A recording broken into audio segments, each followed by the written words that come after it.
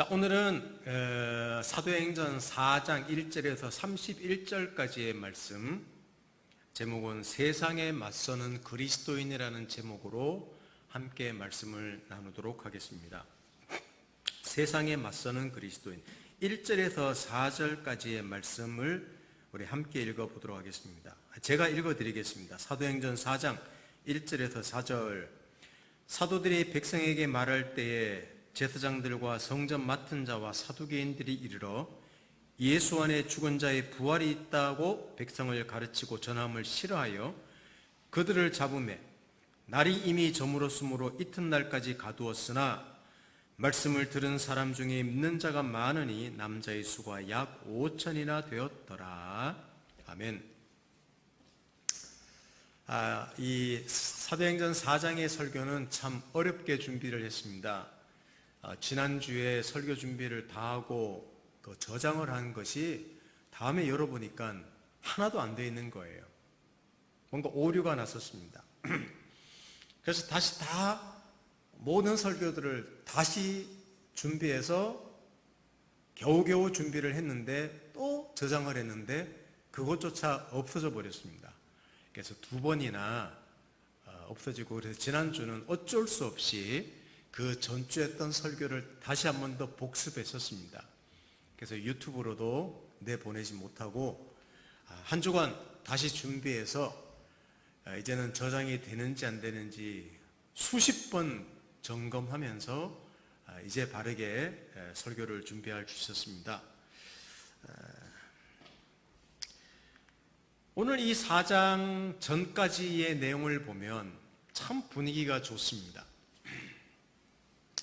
성령이 임하시고 사람들은 성령이 충만하게 되고 믿는 자들이 많아지고 또 믿은 자들의 삶이 근본적으로 변화되고 사도들은 담대하게 복음을 전합니다.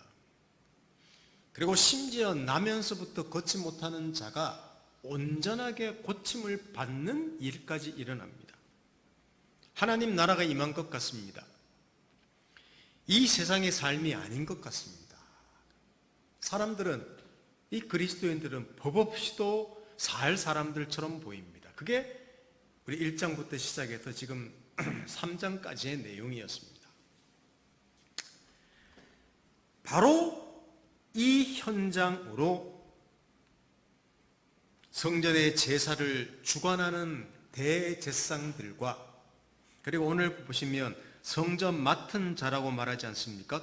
곧 성전 경비를 지는 책임자들, 그리고 사두개인들이라고 했는데 부활을 부인하는, 사람의 부활을 부인하는 사두개파 사람들이 현장으로 찾아옵니다. 근데 여기는 이 세 부류 있는 사람들처럼 보이지만 알고 보면 다 사두개파 사람들입니다. 이 사두개파 사람들이란 말은 대제사장과 그 가족들을 포함한 유대 귀족들입니다. 그러니까 예루살렘이나 유대인들 사이에서 정치, 경제, 종교 모든 영역에서 권력을 차지하고 있던 사람들이 사두개파 사람들이고, 이 사람들이 부활 교리를 부인했다고 하는데, 어쩌면 여러분, 부활이라는 게 뭡니까? 내가 죽어도 다시 산다는 게 아닙니까? 그러면 위험 요소가 있습니다. 그 당시 로마가 지배하고 있었는데 로마에 대항해서 혁명을 일으킵니다. 그러다 죽습니다. 그래도 삽니다. 하나님께서 그를 다시 살리신다는 그 확신만 있으면 누구든지 혁명을 일으킬 수 있습니다. 자, 왜 이 사람들이 부활 교리를 믿지 않고 싫어하는 줄 아시죠? 로마 정권에 붙어 사는 이들에게는 이 소란스러움, 소요 사태가 치명적이기 때문입니다. 그래서 부활 교리를 더더욱 싫어했는지도 모릅니다. 베드로가 성전에서 설교하며 사람들을 선동하는 것도 마음에 들지 않는데, 예수 부활에 대해서 설교하며 많은 사람들이 그 설교에 반응을 보이는 것을 싫어해서 현장을 찾아왔습니다. 이들은 누군가 하면 이전에 예수 운동을 종결시켰던 사람들입니다. 근데 그 예수가 다시 살아났다고 하지 않나? 예전에는 멍청했던 그의 제자들이 그 운동을 다시 일으키고 있다는 분위기, 그 보고를 받습니다. 3,000명이나 되는 사람들이 회심했다는 보고, 나면서부터 걷지 못하는 사람이 기적적으로 일어났다는 보고, 또 예수의 제자들이 몸이 다시 산 예수 그리스도의 부활, 다시 살아났다는 설교를 열심히 하고 있다는 보고 등을 받고는 아마 심장이 멎는 것 같았을 것입니다. 이유는 딱 하나입니다. 자기들이 누리고 있는 권력, 부, 그 모든 것을 잃어버릴지도 모른다는 생각 속에서 이들을 찾아와 지금 협박하려고 찾아왔습니다. 그렇습니다. 기독교는, 예수 그리스도의 사람들은, 또 예수 그리스도의 복음은 지금 우리 성경을 말하면 사도행전 4장에서는 세상 권력과 탐심 때문에 지금 대적함을 받고 있습니다. 도전을 받고 있습니다. 이게 4장의 내용입니다. 이튿날 이스라엘의 그 최고의 법정인 사네드린 회의라고 하는 것이 소집됩니다. 근데 이때 그들이 한 질문을 한번 보십시다. 자, 사도행전 4장 7절입니다. 자, 여러분도 한번 이 앞에 있는 내용이 아마 보이실 것입니다. 글자가 작더라도 그래도 제가 읽어드립니다. 사도들을 가운데 세우고 묻되 너희가 무슨 권세와 누구의 이름으로 이 일을 행하였느냐? 자, 이 질문은 이런 뜻입니다. 너희들이 도대체 뭐라고 성전에서 설교하느냐? 사람들을 그리고 선동하느냐? 이 말인데, 이 말은 너희들에게는 그런 권한이 없다. 이 성전에 대해서, 아니 이스라엘의 모든 종교에 대해서 권한은 우리들이 가지고 있다. 까불지 마. 지금 이 내용이 바로 이 질문입니다. 그러니까 베드로와 요한은 예수 그리스도를 전하는 사람들은 일절 권한이 없다는 것입니다. 그러니까 자기들만 권한이 있다는 것을 시사하고 있습니다. 협박까지 하죠. 자, 4장 18절을 보십시다. 그들을 불러 경고하여 도무지 예수 이름으로 말하지도 말고 가르치지도 말라 하니, 경고까지, 협박까지 합니다. 근데 나중에 어쩔 수 없이 이들을 풀어줍니다.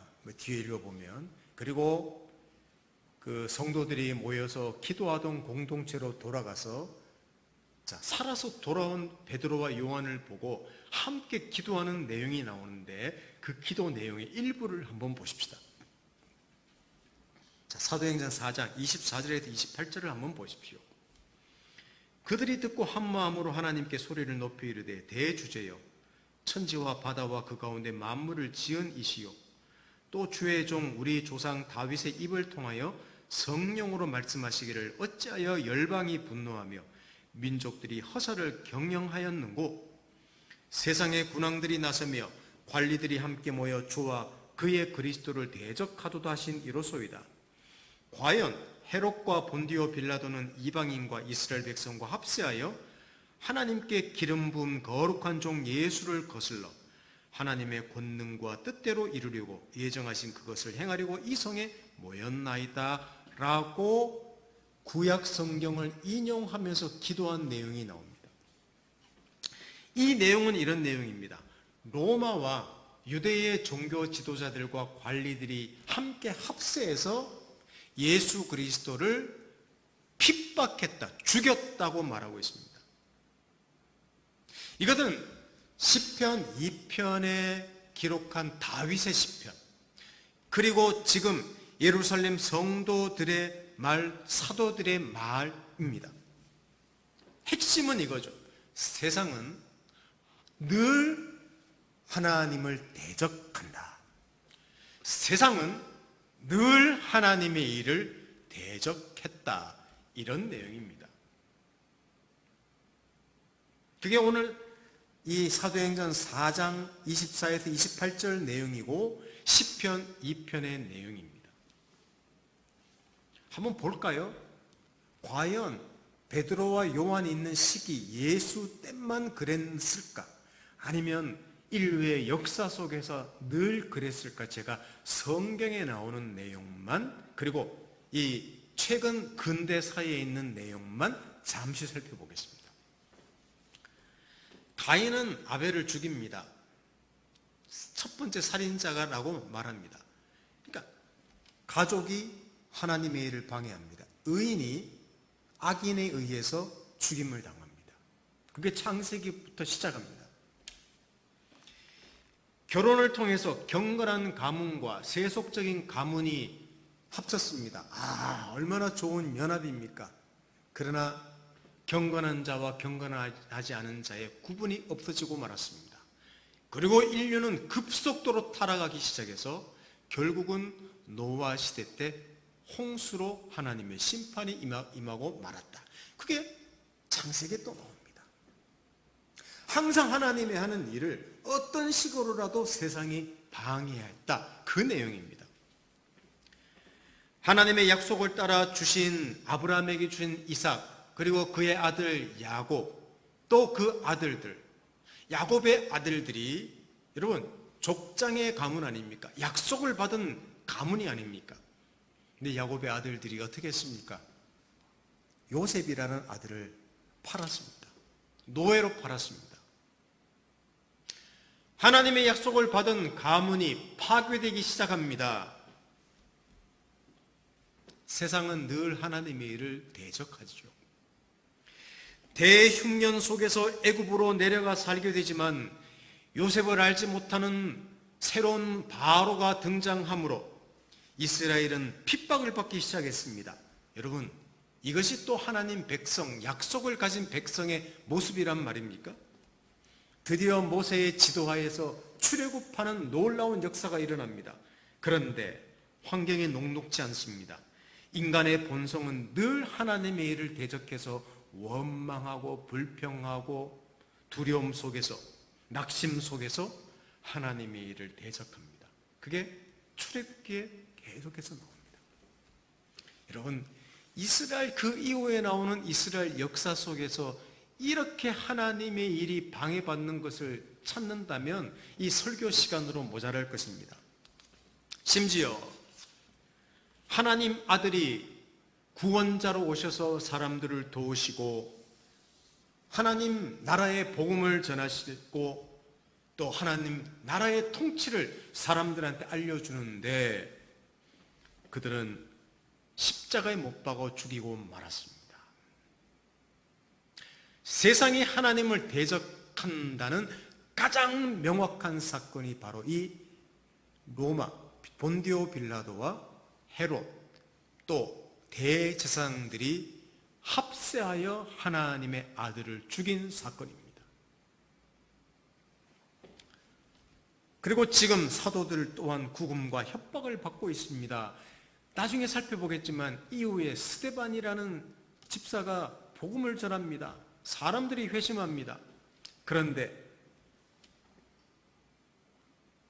유대교를 믿는 사람들에 의해 돌에 맞아, 자기 백성에 의해 돌에 맞아 순교하고 말고 순교하며 그 이후에 사도들 외에는 모든 사람들이 다 흩어지니라라는 내용이 나오기 시작합니다.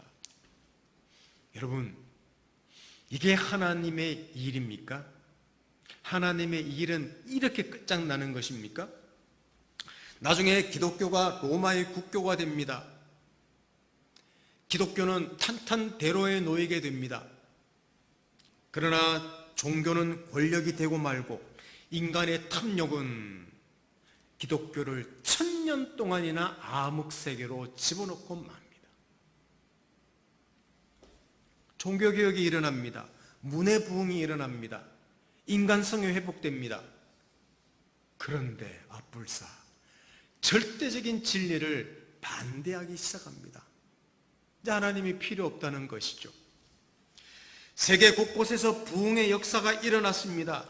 조선이라는 땅으로도 복음이 전파되었습니다. 말로 표현할 수 없는 부흥의 역사가 일어났습니다. 제가 어릴 때 1970년대, 80년대 뭐 대학교 시절까지만 하더라도 여러분 개척교회만 하면 교회가 터져나갔습니다. 저도 지금 이 설교 준비하면서 기억을 해봤는데, 주일 학생들 어린 여름 성경학교로 모여라 그러면요, 우리 조그만 교회였는데 학생들이 주변에서 300~400명씩 모였습니다. 그때도 많은 문제점이 있었지만 활기찼습니다. 그게 제가 어린 시절입니다. 그런데 교회가 배가 불러지고 교회가 큰 소리를 내게 되면서 기독교는 세속화되어 갔고 세상을 품을 여유와 능력이 상실되고 말았습니다. 이게 하나님의 일은 늘 세상의 도전을, 대적을 받는다는 이야기입니다. 지금은 어떻습니까? 하나님과 예수 그리스도, 성경, 진리, 그리고 교회에 무관심합니다. 어제도 저희 막내가 외출을 하고 와서 저희들한테, 이제 부부한테 이야기하더라고요. 요새 젊은 사람들은 기독교 하나님에 대해서 너무 무관심한 것 같아. 예, 그렇습니다. 아예 관심을 두지 않습니다. 필요성을 못 느끼니까요. 이것도 하나님을 이 세상은 대적하는 것입니다. 사랑하는 성도 여러분, 기독교를, 신앙을 너무 낭만적으로 생각하지 마십시다. 직시할 수 있어야 됩니다. 세상 속에서 기독교는, 교회는 치열한 상황에 놓여 있다고 생각해야 됩니다. 예배당을 크게 지었다고요? 사람들이 많이 모인다고요? 절대 그렇지 않습니다. 항상 전쟁 가운데 대적함을 받고 있다는 사실을 잊어서는 안 됩니다. 그럼 작은 교회는 마찬가지입니다. 이것이 세상 속에서 기독교의 현실이고 이것이 세상 속에서 살아내는 그리스도인의 현실입니다. 그리고 어쩌면 이것이 기독교와 그리스도인의 이 세상에서의 정체성, 아이덴티티인 줄을 우리는 모릅니다. 요한복음 15장 19절을 한번 보십시다. 요한복음 15장 19절.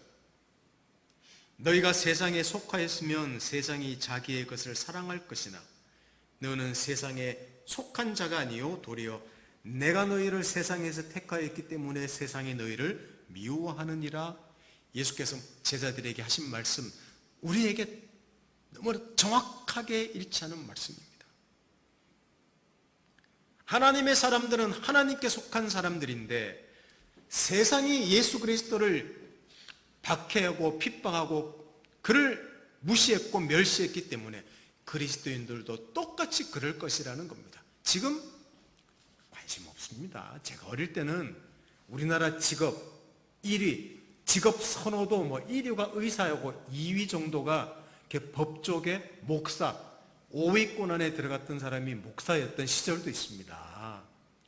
사실 저는 그것이 진짜 목사가 선호도가 있었다는 게 아니라 그것이 기독교가 타락하기 시작했다는 거예요. 왜 목사가 인기 직종이 됩니까? 지금은 순위에도 없죠. 관심도 없으니까. 여러분, 그래서 이해가 되지 않고 힘들고 헷갈리고 두려운 것이 그리스도인의 삶일 것입니다. 예수 믿었는데 기도했는데 뭐가 이러냐고 늘 의아해하는 것이 그리스도인의 삶일 것입니다. 여러분, 우리는 세상에서 살아가고 있습니다. 모든 사람들이 겪는 일을 똑같이 겪고 있습니다. 그리스도인이라고 예외가 아님을 알고, 아, 그렇구나. 하나님의 사람은, 하나님의 일은, 하나님 나라는 늘 세상으로부터 대적함을 받아왔다는 사실, 우리도 그런 사람임을 항상 명심한다면 한 그리스도인으로 살아내는 것이 녹록지 않다는 사실을 오늘 아시고, 여러분, 낭만적인 생각 속에서 우리 신앙생활을 하지 않으면 좋겠습니다. 오늘 좀 부담스러운 설교입니다. 한 가지만 더 말씀드리겠습니다. 이 두 사도는 어떻게 반응하고 있습니까? 8절에서 12절을 한번 보십시다. 이에 베드로가 성령이 충만하여 이르되 백성의 관리들과 장로들아, 만일 병자에게 행한 착한 일에 대하여 이 사람이 어떻게 구원을 받았느냐고 오늘 우리에게 질문한다면 너희와 모든 이스라엘 사람들은 알라. 너희가 십자가에 못 박고 하나님이 죽은 자 가운데서 살리신 나사렛 예수 그리스도 이름으로 이 사람이 건강하게 되어 너희 앞에 섰느니라. 이 예수는 너희 건축자들의 버린 돌로서 집 모퉁이의 머릿돌이 되었느니라. 다른 이로서는 구원을 받을 수 없나니 천하 사람 중에 구원을 받을 만한 다른 이름을 우리에게 주신 일이 없음이라 하였더라. 이것이 베드로의 설교입니다. 정리하면 이런 내용입니다. 사람들이 십자가에 못 박아 버린 예수를 하나님은 살리셨습니다. 그 예수 이름이 나면서부터 걷지 못하는 자를 온전하게 했습니다. 건축자들이 보기에는 쓸모가 없어서 그 돌을 버린 돌이 예수님입니다. 그런데 그 돌은 집을 짓는데 없어서는 안 되는 반듯한 모퉁이돌, 곧 머릿돌이 되었습니다. 하나님이 그렇게 하신 것이죠. 사람들은 쓸모없다고 버린 돌인데 하나님은 그 돌을, 예수를 어떻게 만들었느냐? 자, 아까 12절 있었죠. 다른 이로서는 구원을 얻을 수 없는데 천하 사람 중에 구원을 얻을 만한 이름은 예수밖에 없다는 겁니다. 다 예수를 부인하고 버렸는데 하나님은 그 예수 그리스도 안에서 세상을 구원하셨습니다. 이것이 오늘 베드로가 한 내용입니다. 무엇을 말하고 있습니까?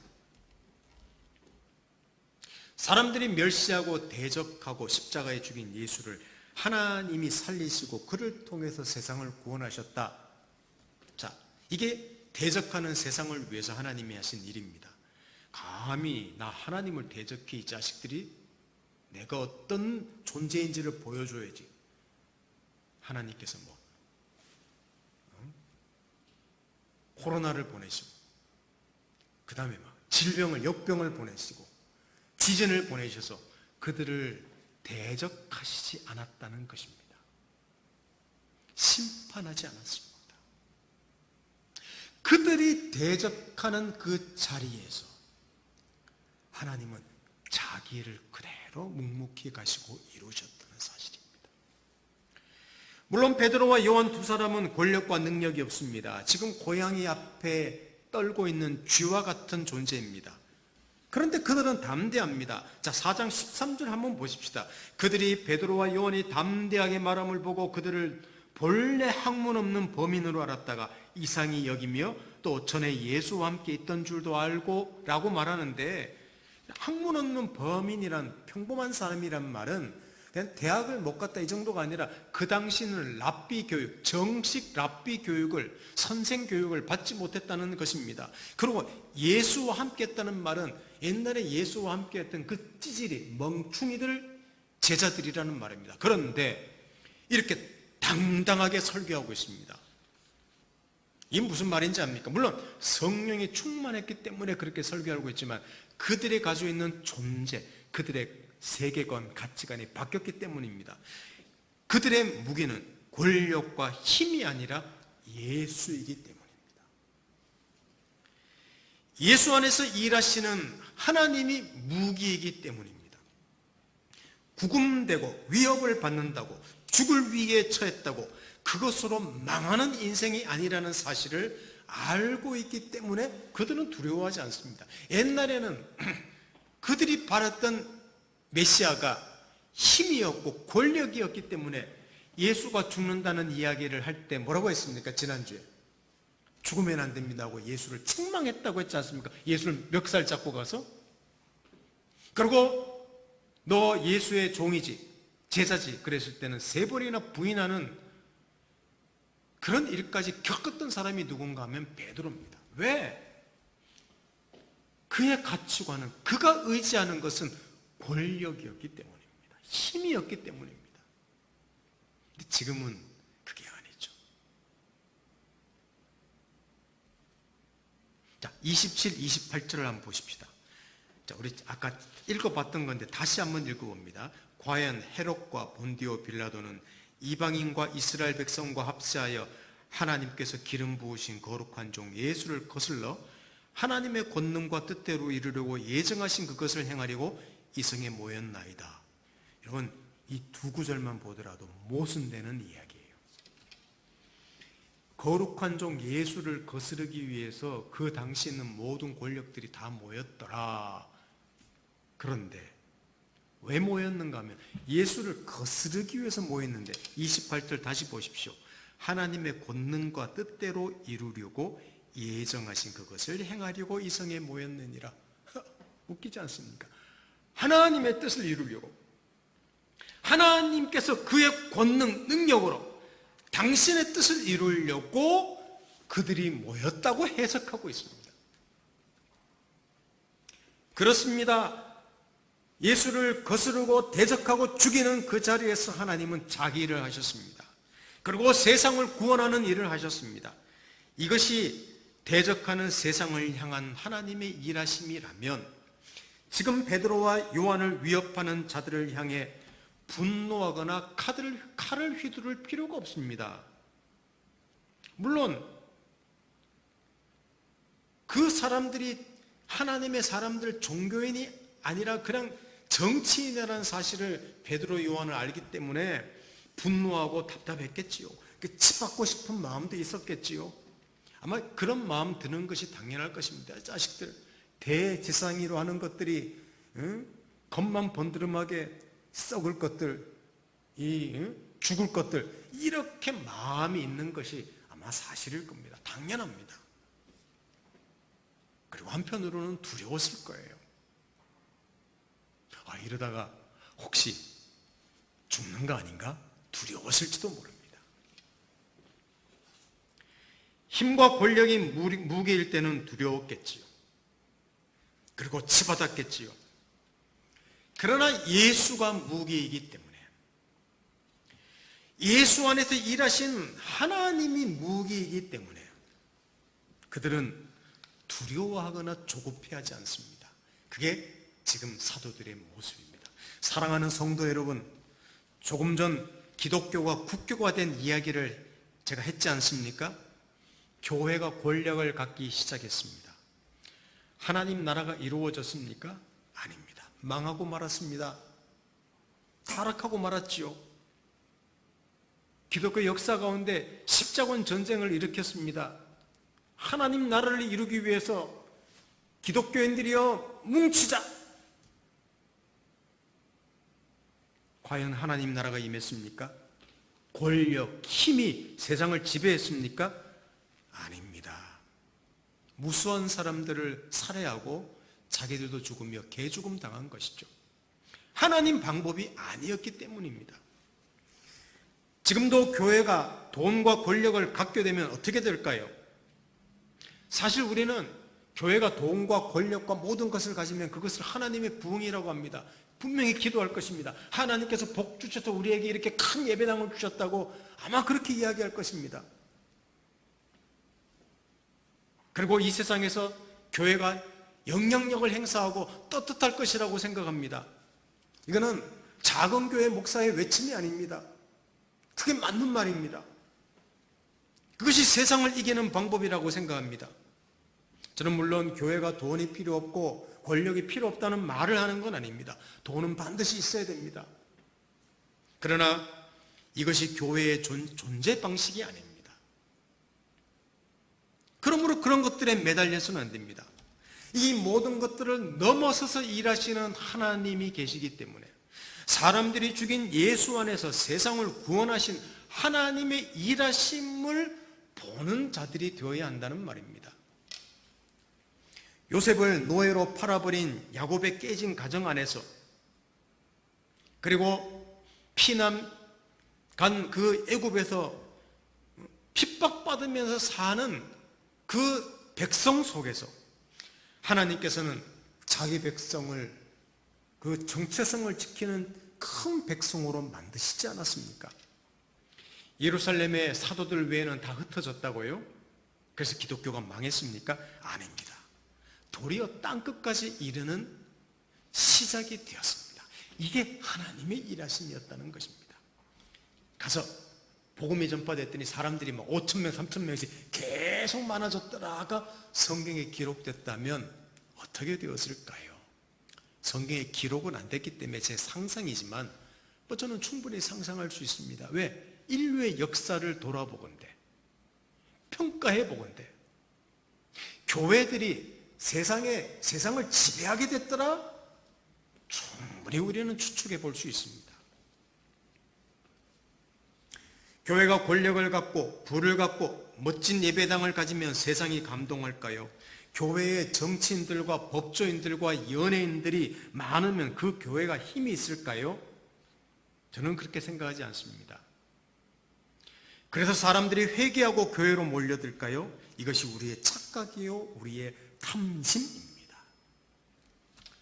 기독교는 우리 역사 속에서 돌아볼 때 고난 속에서 기독교는 성장했습니다. 성숙했습니다. 이런 예화가 있습니다. 사단 세계에서 회의가 벌어졌습니다. 새내기 사탄이 제안을 합니다. 주제는 무엇이냐? 어떻게 하면 저 기독교인들을 망하게 할 수 있을까가 주제였습니다. 제가 종종 드는 예화인데 새내기 사탄이 제안을 했습니다. 대장님, 자식들 그냥 모진 고난을 주면 사자굴 속에 집어넣고 그냥 불 속에 집어넣고 그러면 그냥 싹 망합니다. 그런데 기독교인들은 더 강해졌습니다. 사자에게 물려서 죽는 그들의 얼굴은 웃고 있었다는 사실입니다. 가장 오랜 경륜을 가진 사탄이 말합니다. 그냥 냅둬. 잘 먹고 잘 살게 냅두면 돼. 그랬더니 정말로 타락했더라는 것입니다. 예화지만 시사하는 바가 큽니다. 그렇습니다. 교회의 힘, 그리스도인의 능력은 예수 안에 있습니다. 아멘. 그래서 죽음도 망해도 이해할 수 없는 일이 일어나도 그것으로 망하지 않음을 알고 바로 그곳에서 하나님께서도 일하심을 알고 두렵더라도 두려워하지 않을 용기가 생깁니다. 울더라도 울지 않을 용기가 생기는 것이죠. 그게 예수 안에 우리의 답이 있다는 말입니다. 저는 고난을 달라고 기도하지는 않더라도 감히 고난을 견디라고 말하고 싶습니다. 왜냐하면 그 안에서 담아내시는 하나님의 일하심이 크기 때문입니다. 대적하는 자를 향해 복수하는 것이 아니라 감히 견디고 감히 기도해 줄 수 있는 것, 이게 그리스도인의 복이 아닙니까? 그렇지 않습니까? 그렇다고 법 어기는 사람들을 내버려 두고 우리는 자유다, 공정이다 외치지 말라는 말은 아니에요. 인간을 알자는 겁니다. 사탄의 존재를 알자는 겁니다. 어떻게 기독교를 향해서 그들이 공격하는지를 알자는 거예요. 그리고 기독교는 어떻게 무너지는가를 알자는 겁니다. 경쟁하는 사회에서 치열하게 살아야 하지만 오히려 손에 쥔 것을 우리는 놓을 수 있을 때가 있어야 됩니다. 한 템포 늦추기도 해야 합니다. 다른 사람들이 치고 나가는 것에 대해서 함께 기뻐해주고 그냥 손뼉을 쳐줄 수 있어야 됩니다. 이런 여유, 이게 어쩌면 대적하는 세상을 살아내는 그리스도인의 지혜와 능력이라고 저는 감히 생각합니다. 그리고 믿습니다.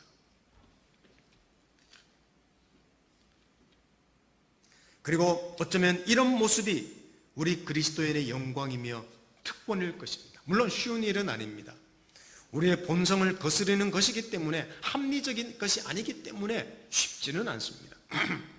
그래서 저는 제안을 드립니다. 여러분, 의도적으로 우리가 절제할 필요가 있고, 의도적으로 포기할 필요가 있고, 의도적으로 작은 교회를 추구할 필요가 있습니다. 감정이 생기지 않더라도 의지적으로 용서하고 품어야 할 필요가 있습니다. 이게 세상에, 오늘 설교 제목, 세상에 맞서는 그리스도인. 이게 우리의 정체성 아니겠습니까? 그게 우리의 자랑이고 또 우리의 영광이 아니겠습니까? 저는 예수 그리스도의 산상수훈의 말씀에 한번 귀를 기울일 필요가 있다고 말씀드리면서 같이 한번 읽고 마치도록 하겠습니다. 자, 마태복음 5장 38절에서 48절의 내용을 한번 보십시다. 또 눈은 눈으로 이는 이로 갚으라 하였다는 것을 너희가 들었으나 나는 너희에게 이르노니 악한 자를 대적하지 말라. 누구든지 내 오른편 뺨을 치거든 왼편도 돌려대며 또 너를 고발하여 속옷을 가지고자 하는 자에게 겉옷까지도 가지게 하며 또 누구든지 너를 억지로 오리를 가게 하거든 그 사람과 십리를 동행하고 내게 구하는 자에게 주며 내게 꾸고자 하는 자에게 거절하지 말라. 또 내 이웃을 사랑하고 내 원수를 미워하라 하였다는 것을 너희가 들었으나 나는 너희에게 이르노니 너희 원수를 사랑하며 너희를 박해하는 자를 위하여 기도하라. 이같이 한즉 하늘에 계신 너희 아버지의 아들이 되리니 이는 하나님이 그 해를 악인과 선인에게 비추시며 비를 의로운 자와 불의한 자에게 내려주심이라. 너희가 너희를 사랑하는 자를 사랑하며 무슨 사항이 있으리요? 세리도 이같이 아니하느냐? 또 너희가 너희 형제에게만 무난하면 남보다 더하는 것이 무엇이냐? 이방인들도 이같이 아니하느냐? 그러므로 하늘에 계신 너희 아버지의 온전하심과 같이 너희도 온전하라. 이 말씀, 사랑하는 성도 여러분, 그리스도인이라는 것은 자랑이며 영광이지만 세상을 하나님의 사람으로 살아내야 하는 그 고난이 있음을 알고 더욱 기도하고 더욱 하나님의 은혜와 능력을 구해야 할 것입니다. 권력을 권력으로, 힘을 힘으로 맞서지 않는 용기와 믿음으로 살아가는 자임을 우리는 평생 배워가야 합니다. 그리고 평생 순종해 가야 합니다. 그리고 평생 누려가는 자가 되어야 합니다. 무엇이라고요? 권력을 권력으로, 힘을 힘으로 맞서지 않는 용기라고 했습니다. 쉽지 않습니다. 한번 이 설교를 들으시고 상당히 남의 나라 이야기 같은 내용이지만 내가 지금 그리스도인으로 바르게 살고 있는가? 그럼 나는 이 세상에서 말도 못하고 바보처럼 살라는 말인가? 나는 어떻게 살라는 거지? 구체적인 것은 한번 여러분 말씀을 들으시고 묵상하면서 여러분들이, 저와 여러분들이 나란 인생이 어떻게 살 것인지를 찾아 나가야 됩니다. 정립해야 됩니다. 그리고 이것을 놓고 함께 교제하면서 의논도 해야 됩니다. 그리고 우리 그리스도인으로 사는 사람들이 서로 격려하면서 이 세상을 우리가 말하는 진짜 그리스도인답게 사는 그런 인생이 되기를 예수님 이름으로 축원합니다. 함께 기도하겠습니다. 하나님 아버지 감사합니다. 세상은 늘 기독교와 그리스도인들을 대적하지만 어떻게 그것을 또 맞설 수 있는지에 대한 내용을 오늘 사도행전 4장 이야기를 통해서 보게 되었습니다. 우리가 사도행전 4장의 상황 속에만, 그 텍스트 속에서만 머물지 말게 하시고 지금 우리에게 주시는 메시지인데 이 참 세속적인 시대를 살아가는 우리에게 그리스도인으로 살아가는, 그리스도인의 정체성을 살아가고 있는 우리에게 지혜와 또 분별력과 용기와 담대함을 하나님께서 주시기를 원합니다. 감사드리고 예수님의 이름으로 기도드립니다. 아멘.